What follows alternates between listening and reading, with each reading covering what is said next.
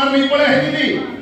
10 साल में मोदी जी कोनो दिन बीमार नहीं पड़े हैं। बुखार है कई चद्दर ओढ़ के कोनो दिन नहीं सोए है। बुखार है कई चद्दर ओढ़ के कोनो दिन नहीं सोए है भैया। आ गए हैं। मैं ये कहना चाहता हूँ कि किस तरीके से भूपेश बघेल जी ने जब वो मुख्यमंत्री थे तो राजनांदगांव से अनेक संस्थाओं को दुर्ग में और अन्य स्थानों पर ट्रांसफर किया है। अब जनता पूछना चाहती है कि आपने ऐसा क्यों किया है। उन्होंने हॉकी के स्टेडियम को शून्य हो जाने तक प्रयास किए, वो खत्म हो जाए ऐसी कोशिश की है। तो आज खिलाड़ी पूछना चाहते हैं उनसे कि आपने उस समय ऐसा क्यों किया था जब खैरागढ़ को जिले बनाने की बात उन लोगों ने अपने घोषणा पत्र में की थी और उपचुनाव से पहले लोग वहां पर जा रहे थे उनके पास में, तो उनको बीच रास्ते में रोक करके अपमानित किया गया था। वो खैरागढ़ की जनता आज पूछ रही है उनसे कि आपने अपमानित करने का काम क्यों किया था हम सबको। सबका जवाब अब उनको देना पड़ेगा। दोस्तों, आप सभी को मेरा नमस्कार और मैं जितेंद्र नामदेव, खबर योद्धा था। जैसा कि भारतीय जनता पार्टी के द्वारा आज कार्यकर्ता सम्मेलन का आयोजन पंडरिया विधानसभा में किया गया, ये आप देख सकते हैं जो तस्वीरें हैं। बड़ी संख्या में भाजपा के कार्यकर्तागण उपस्थित हुए और डीजे और बैंड बाजे के साथ एक रैली निकाला गया। वहीं जगह जगह संतोष पांडे का स्वागत किया गया। डिप्टी सीएम भी कार्यकर्ता सम्मेलन में पहुंचे हुए थे। मधुसूदन यादव भी उपस्थित थे, राजेश मुड़त भी उपस्थित थे। इसके साथ ही कार्यकर्ताओं को जहां संबोधित किया गया, इसके साथ ही लोकसभा चुनाव को लेकर भी महत्वपूर्ण रणनीति बनाई गई है और सभी कार्यकर्ताओं को लोकसभा चुनाव में विशेष रूप से कार्य करने के लिए दायित्व भी सौंपा गया है। हम आपको बता दें कि आज पंडरिया विधानसभा में बड़ी संख्या में भाजपा के कार्यकर्तागण उपस्थित हुए थे। वहीं लोकसभा चुनाव को लेकर महत्वपूर्ण टिप्स भी दिए गए हैं। इसके साथ ही हमने डिप्टी सीएम से भी चर्चा किया लोकसभा चुनाव सहित अन्य मामलों को लेकर। तो डिप्टी सीएम ने आखिर क्या कहा, आप भी सुनिए।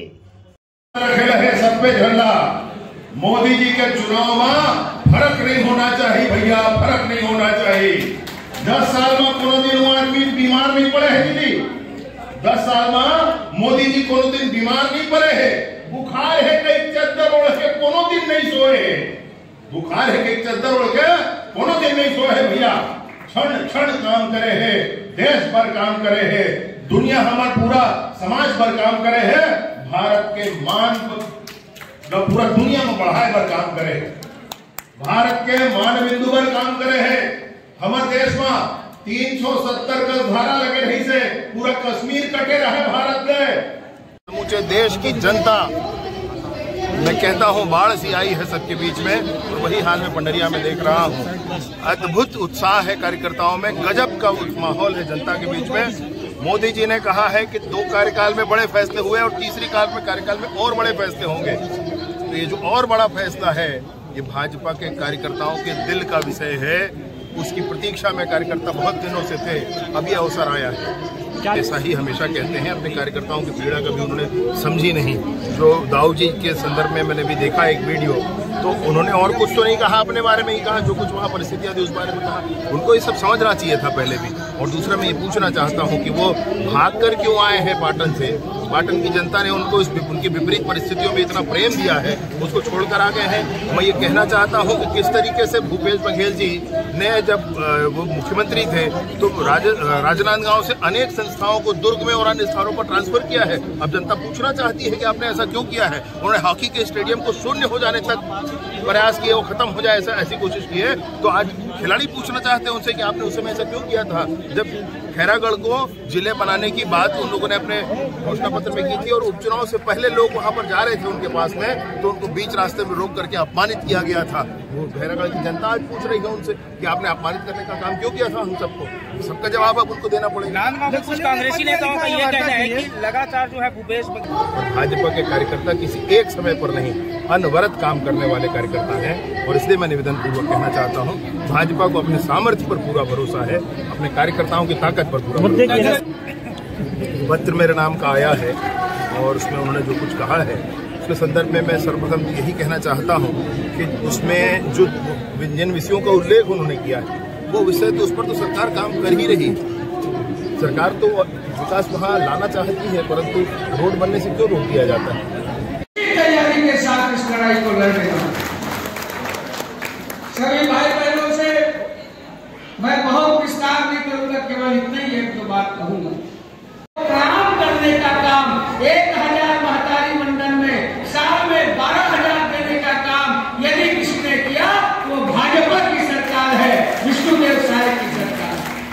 वो जानते हैं पाई का हिसाब माताएं करती है, संकट के समय भी वही निकाल के देती है घर में पति के लिए। भाइयों बहनों, ये 1000 सामान्य नहीं है, ये 12,000 एक परिवार में यदि 3 है तो 12 या 36,000।